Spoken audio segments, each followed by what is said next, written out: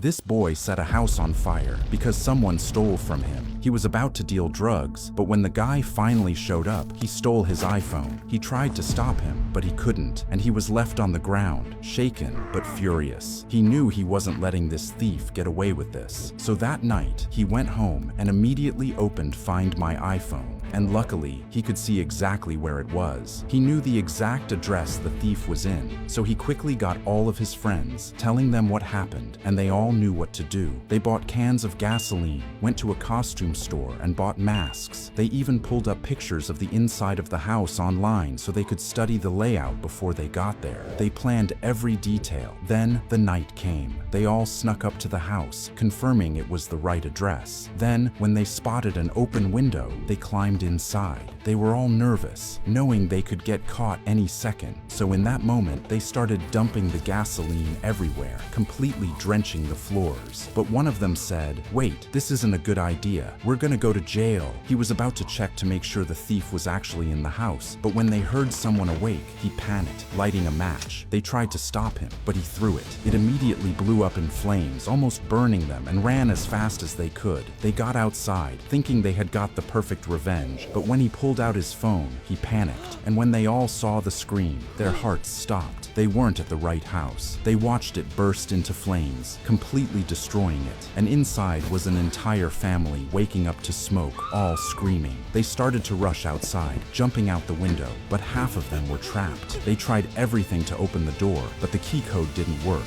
until they just smashed it down. But when the cops got inside, it was already too late. Someone had started this, but they were already gone. The boys hid for weeks, laying low, while police investigated ruthlessly, but there was no leads. They were frustrated, but when one of the detectives Googled the address, he suddenly got an idea. Whoever did this probably Googled the address beforehand, and he knew exactly what to do. They went straight to Google and got a search warrant, asking for anyone who had Googled the address in the last few days. And when they looked, 3 different IP addresses got flagged. They busted down all of their doors, and since he's still in prison, he never got his phone back.